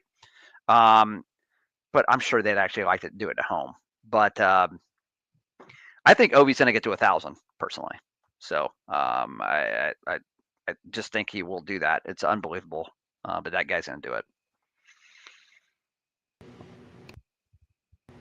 What else do we want to take a look at, fellas? I'll keep it moving here. Two quick ones. Is the last two before we get to the teams, and the kind of all I've got for teams then is who's making the playoffs and who's not. I got one bet against a favored team here, but Jack Adams Award. I'm going with our guy, our coach, Coach Q. Yes. He's going to Anaheim. You'll see when we get to teams how highly what I think of Anaheim, and might be a year too early, but I'm going for it. I'm all in on him. So I got him. Not great odds at plus 750. And then my the guy again, we've already talked the Habs, the Canadians up. I got Marty St. Louis. Did a heck of a job last year. He was finalist last year. I think this year he if it's not Coach Q, it'll be Marty St. Louis. So I got those two. I just sprinkled those. Nice. Very, very nice. And that for those that don't know, Jack Adams, that's Coach of the Year. Yep. Is there any other awards we want to take a look at? Anything that jumps out? We got Rocket Richard. We got Art Ross. We got Hart. Well, Rocket Richard right now. Just got to break it down for the people. Draisaitl plus 300. Matthews plus 380. That's number one leading goal scorer for the season. Connor McDavid plus 1,600. Braden Point plus 1,600 in there. Anything jump out of you guys avoiding that? Who do you think I like, JT? Connor McDavid at plus 1,600. Yeah, I like that's the best player in the world. Hell been on actually scoring goals this year, putting up 60 before in his career, and he's at plus 1,600 on a contract season. That's the only bet I like. So, yeah. I like get that after one as well. If I'm putting money on that, that's the guy I'm jumping on with those odds. Yep. We got Art Ross, the point leader. We got McDavid plus 160. As you see, he jumps way up on the point leader. Kucherov plus 500, McKinnon plus 500, and Draisaitl plus 800. Anything beyond that, you're in the 4 digits. Kaprizov 1,200, 1,500. Pasta, Marner 3,000, Jack Hughes 4,000. Eichel, if you like him to win it in Vegas to win it at plus 4,000, that might be a decent one. In order for Eichel to actually win that and actually make our bet of him winning the cup and actually also getting Art Ross, there will have to be a Connor McDavid injury. McDavid, there's a reason why he's plus 160, and that's 500 because he will win this year. Regular season MVP, Hart Trophy, McDavid plus 200, McKinnon plus 500, and then everybody else. Toast, I know where you're at. McDavid's winning this. Anybody that jumps out to you, or you're like, nah. But I like Eichel. I like Eichel with the odds, right? At 2,500. Vegas has a great team. So you look at Art Ross, season leader, Eichel for points is plus 4,000, but Hart is MVP plus 2,500. Easier probably for him to win the MVP than the points title, don't you think? 100%, 1,000%, absolutely. Jumping on defenseman of the year real quick, Cale Makar plus 165, Quinn Hughes 210. They've kind of been the guys the last couple of years. Werenski played out of his freaking mind last year. He's at plus 1,200. Adam Fox 1,600. I love Rasmus Dahlin at 2,200. The problem is Buffalo sucks. I don't think he can win it unless he just scores a ton because they're going to be bad. Anybody in that group jump out to you, or are you ignoring that? If you scroll down just a little bit, JT, I'm going to say no. I stay away from this one because of those top two, Makar and Quinn Hughes. If you scroll down, you keep scrolling, I think it'll be right under that, or you hit view less. You can bet any other player outside of Makar and Quinn Hughes for the Norris Trophy, best defenseman, at plus 155, or you can bet Makar and Quinn Hughes at minus 195.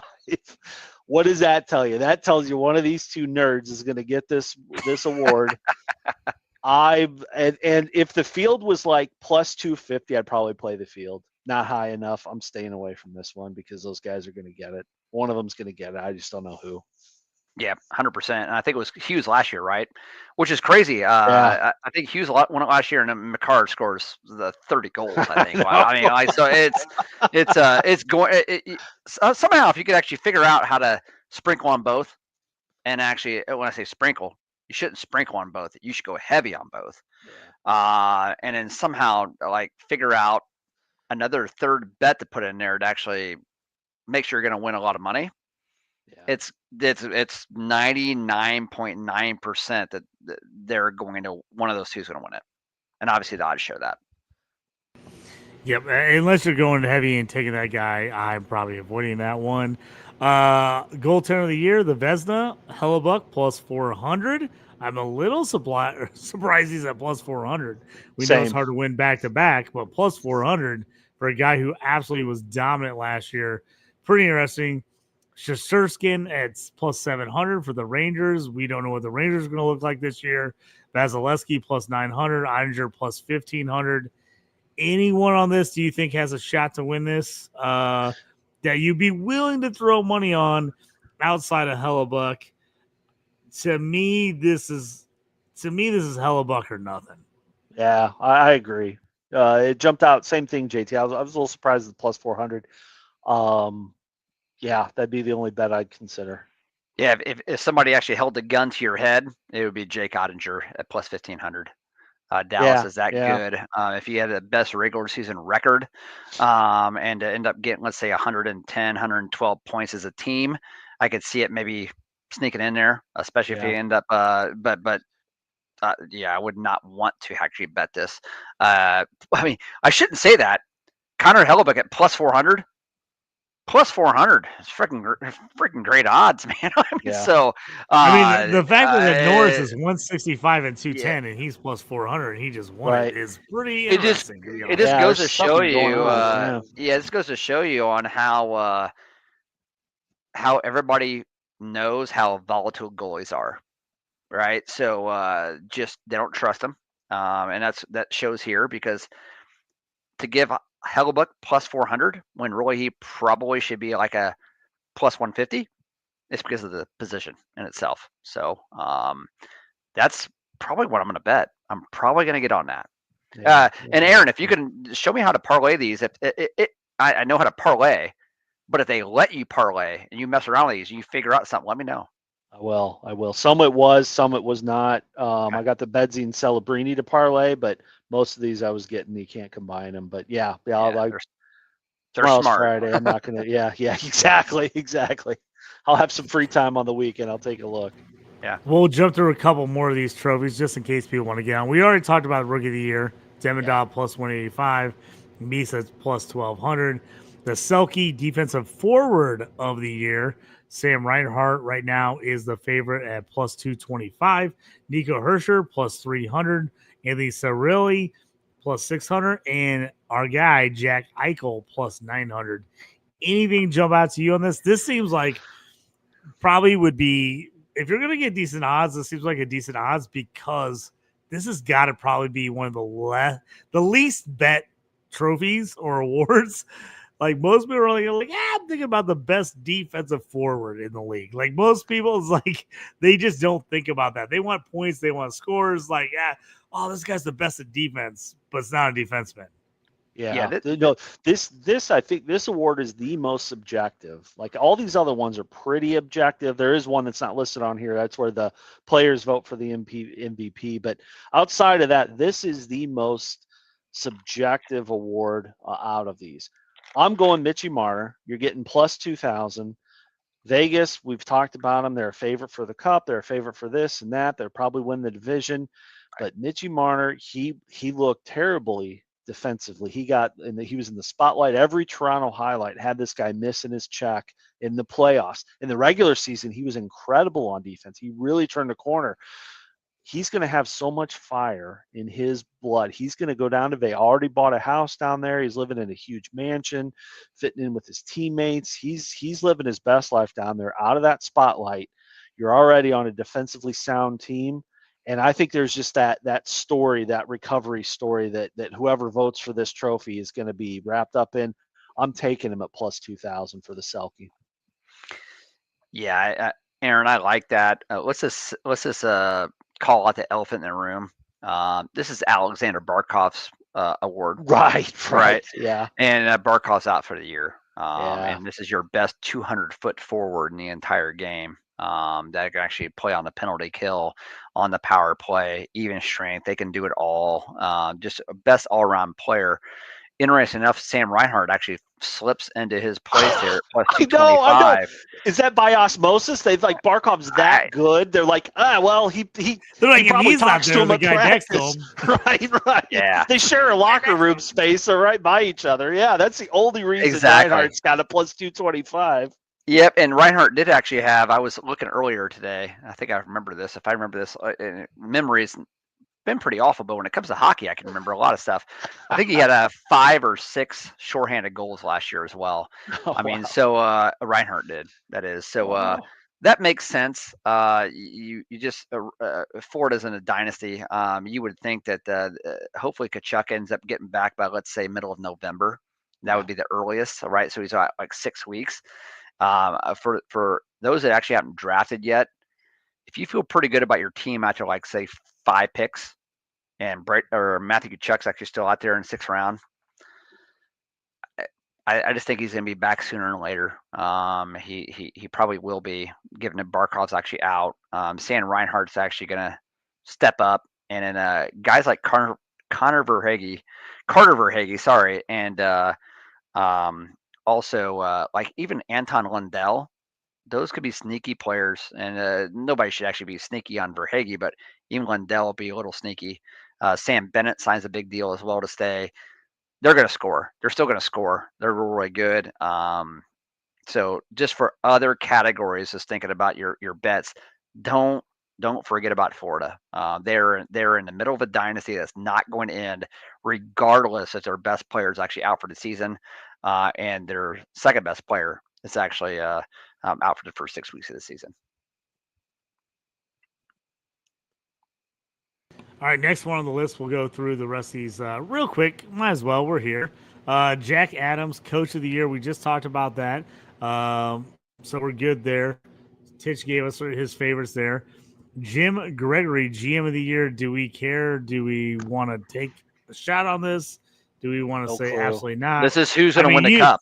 This is who's going to win the cup. Yeah, really. So, is that? Can I jump on Stevie Y for plus 5,000 and say don't win the cup and just say like, because of Stevie Y? Like, can I do it? Sure, you could. Yeah, you have to. I see Kyle. If all the rookies and the young players play awesome and they get it, and everyone's like, "Man, he's a genius!" Like, then I get it for plus 5,000. Yeah. I'm staying away from all this. I know of a couple. These are popularity awards. We GM.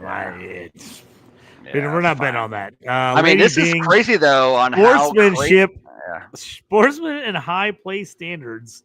Braden Point must be a really nice guy. He's plus 450. Nick Suzuki plus 700. Jack Eichel's everywhere. I mean, if you want to just get crazy and just bet Jack Eichel all year on everything, might be good. Plus 700. Guys, where's Brad Marchand at? Oh yeah. Oh jeez. Where's Marchand at? Like plus 10 million. Yeah. Where's Wilson on this list? Is he plus 200 million? Yeah. Is Wilson plus 200 million on this? Like, yeah. I mean, I'm like, gosh. I mean, I will give DraftKings credit this year. They have pulled out all the stops. These were not available last year. This is insane. Yeah. None of this was available last year. It's crazy. Yeah. Sure. I mean, let's just see, go ahead and.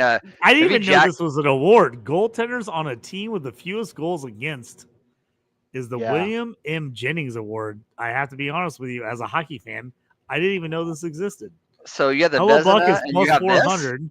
How are they not getting both? So that's an interesting award. I mean, I guess if you want to double down, you can. That's pretty interesting. And then we have the Hart Cup winner. So we made it through all the awards. We're at 1:37. Yeah, we got time. Clock. So hey, we got 23 more minutes. We'll cut it off at 2 hours. It's Christmas morning. Yeah, we got a little bit extra. We got a little extra time. What else do we want to get into here, fellas? I have to be honest, you guys pulling out some bangers tonight. Some bets that I probably could have searched for a million years I wouldn't have found. Well, Aaron had a yellow legal pad. I had a white one. I mean, but I literally brought a legal pad. All right. I mean, I'm not even kidding. I mean, I had just sat down. I was actually having a little bit of a leftover Filippo's pizza in Muhammad. Shout out to them. Amazing. I got Filippo's the best. Got the Absolutely special. The best. The special's the best one, which pretty much is deluxe, but with a bunch of bacon on it as well. So I sat down at lunch, had some leftover Filippo's in the air fryer, and I just got the legal pad out, and I started looking at this. I'm like, this is what I like. And before I knew it, I had 2 full pages of shit. So, Aaron, do you want to get on to the team stuff? I mean, we've really killed the players, but I'm still very, very excited about the prop bets. Those are my favorite.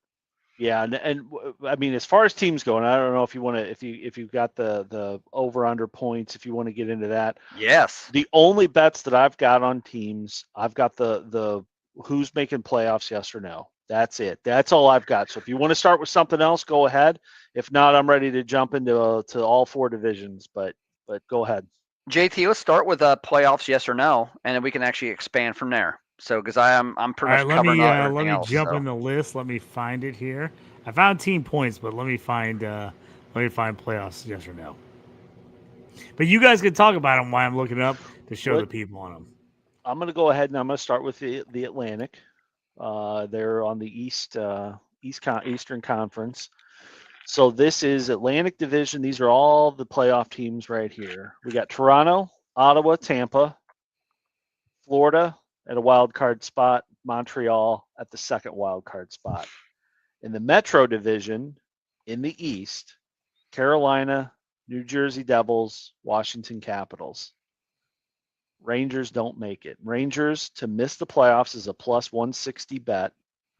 Montreal to make the playoffs a plus 105. You got to do both of them. You got to have one's in, one's out. But that's my East Coast lineup for making the playoffs. Those are the teams that are in this year. Not two big surprises. I mean, Ottawa. I think Florida takes a wild card this year, not winning the division just because of the injuries we've talked about. They don't care. It doesn't matter. They'll still contend for the cup. They don't care what spot they get. But yeah, that's what I got for the East. So let's talk about, and Aaron, I'll expand on it a little bit. Just talk about making the playoffs, right? So you're looking at those teams that are bubble teams that you actually think could take the next step, that you're going to get good money on, plus money. And you mentioned one, Montreal, plus 105. Sam Montembeault is a really, really good goalie. And they got good defense there. Defense that actually can score points with Hudson and Dobson, but also with Matheson as well, a good goaltender. A good defenseman.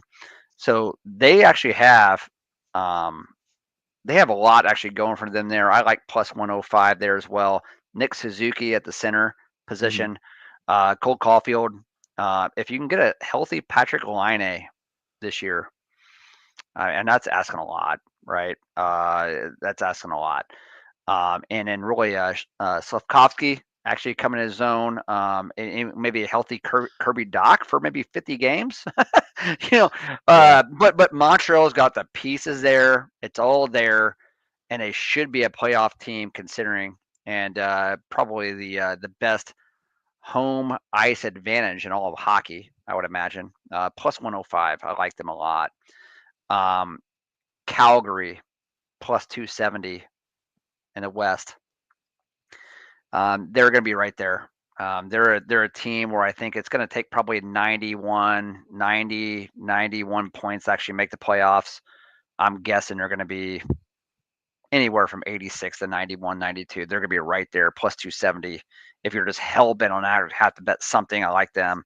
Here's what I actually like as well, to not make the playoffs, only if you can actually parlay them with somebody else. Philly, to not make the playoffs, minus 350. Philly's awful.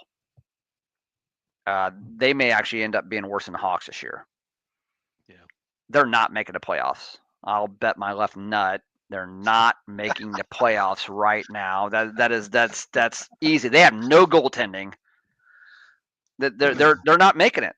Minus 350. Man, if I had like just $1 million, right, JT? Put $1 million on it. And I'm actually gonna lay, you're laying 65 cents on the dollar, just to actually gain 35 cents on the dollar. Right. Good. That means they really don't think they're gonna make it. That's pretty awful. They're not. I was just looking at this too. If I'm a millionaire, I'm winning $1 million. My Red Wings plus 260 to make the playoffs. I had them written minus 350. No, I can't believe that. They're the odds are there. They also have a new bet this year on DraftKings is what round will a team be eliminated in? I got that too. The Red Wings are plus 1,400 if they get knocked out in the second round.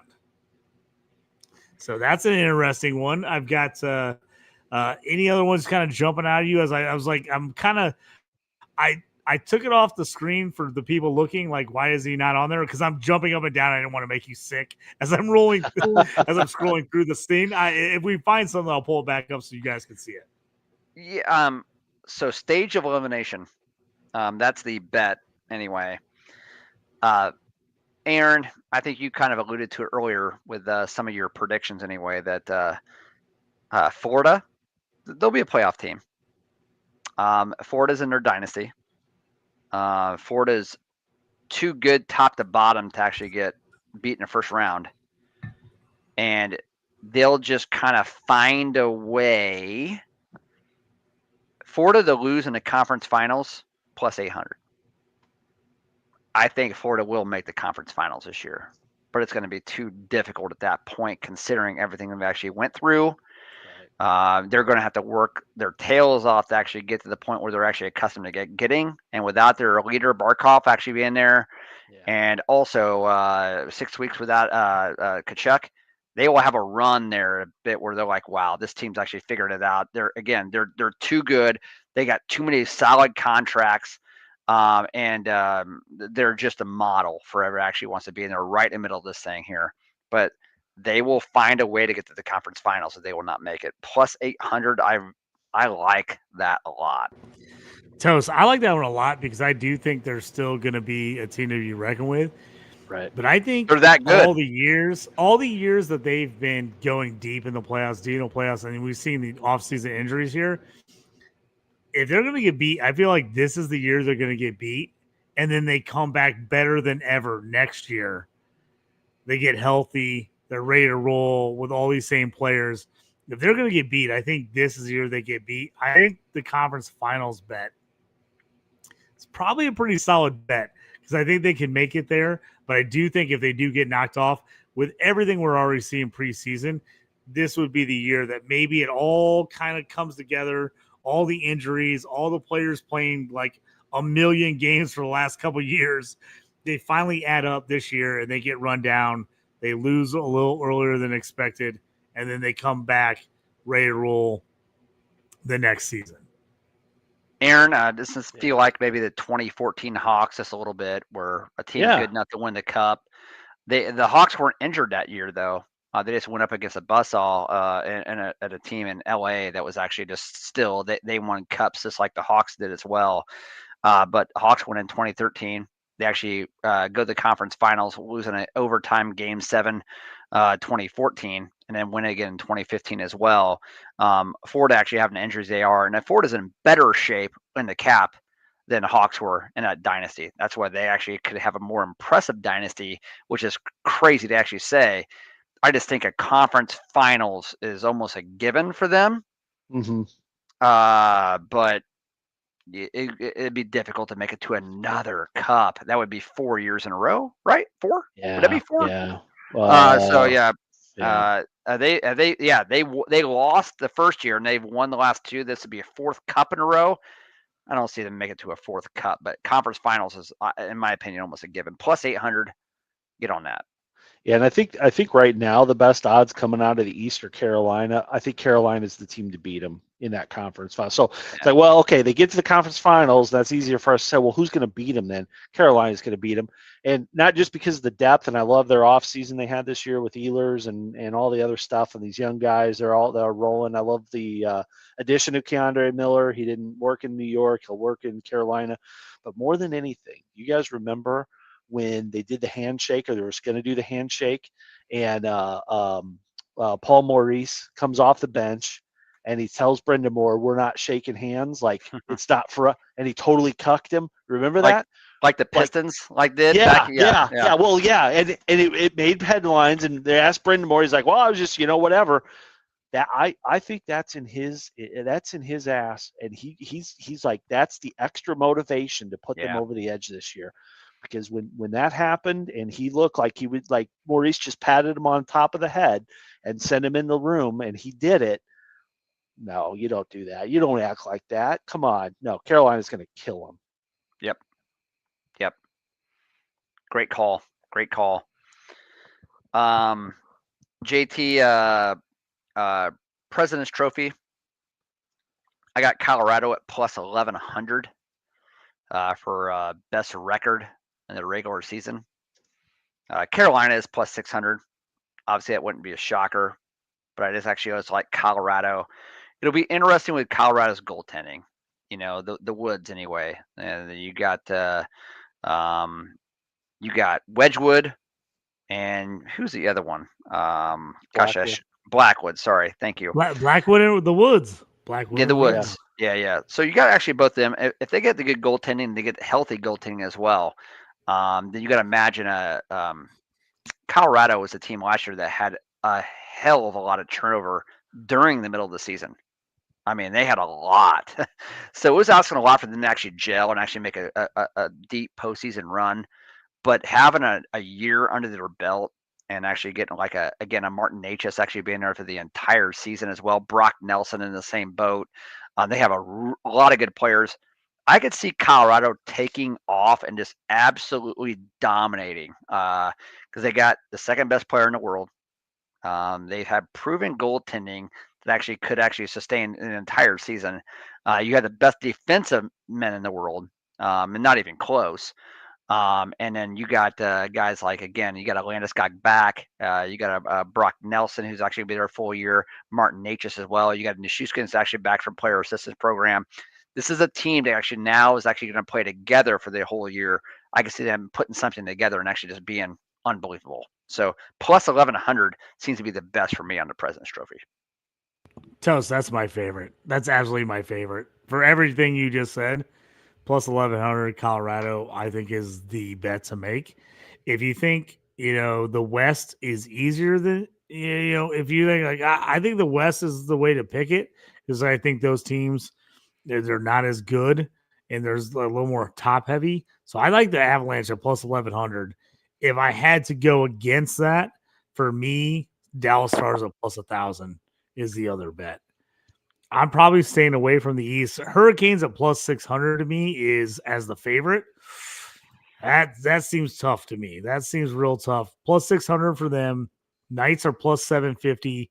Edmonton's plus 750. Tampa Bay plus 850. Then the Stars are plus 1,000. Avalanche plus 1,100.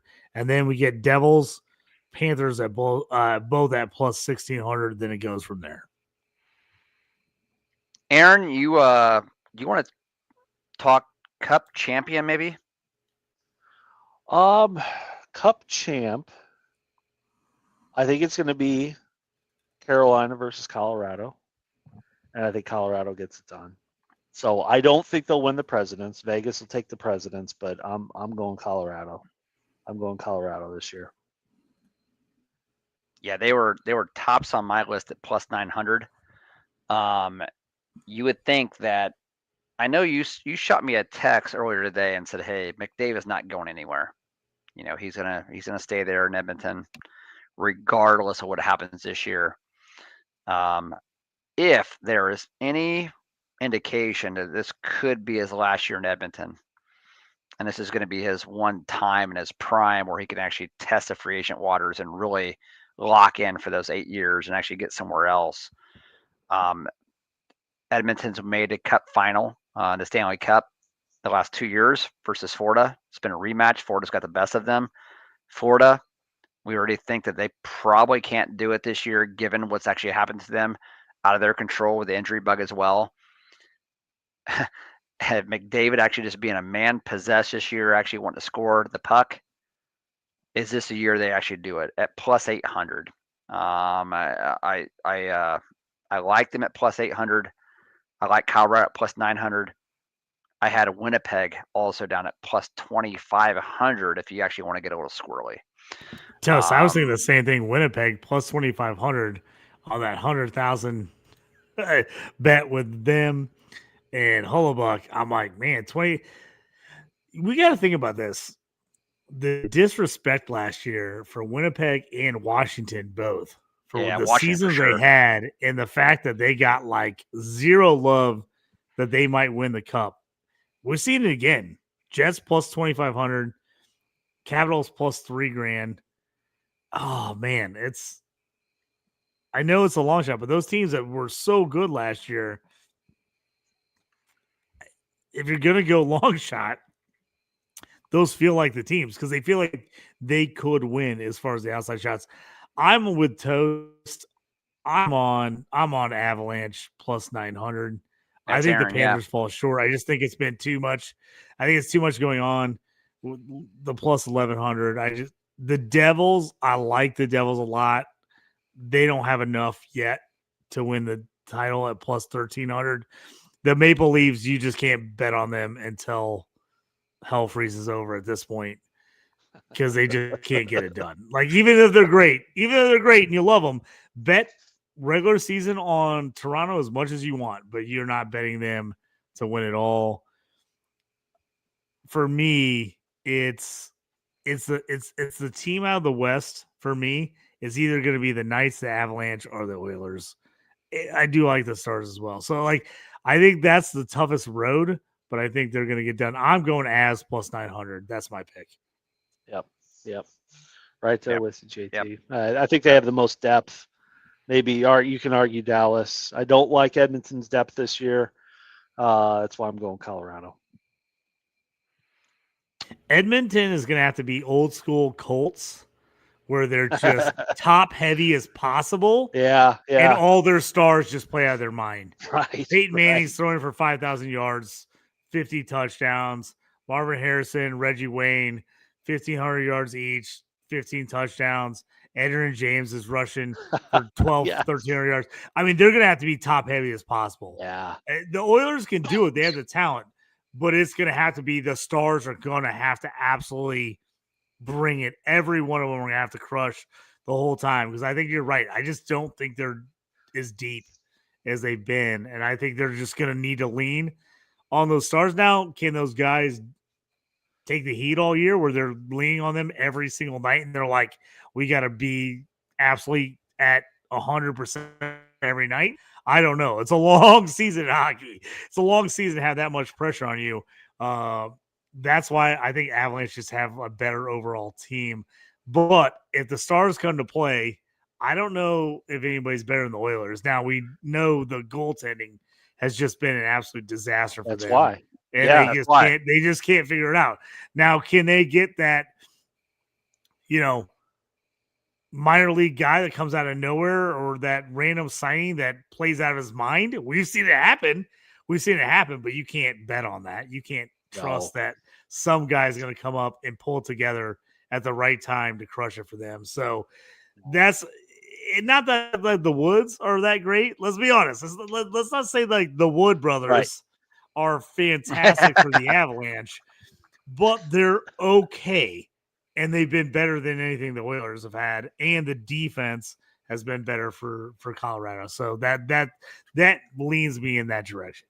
Oh, yeah. If Mackenzie Blackwood was actually the goalie for the Oilers a couple of years, they probably have a cut by now. So, right. I mean, and this is coming from a guy who's actually have a few shares of Stuart Skinner. So, if the Oilers actually want to have the season Oilers want to have and win the cup, Zach Hyman will actually have to score 40 plus goals, and that's even in a season where he's going to miss the first 3 weeks of the season, 2-3 weeks of the season, and you're going to have a couple of youngsters actually step up. Matthew Savoy, and also it was Isaac Howard. They actually it was a trade bait. I don't know how they end up getting Howard, but they ended up trading for Howard. And they got him, and they gave up a lot. And you're going to have some guys step up because they're just too top heavy.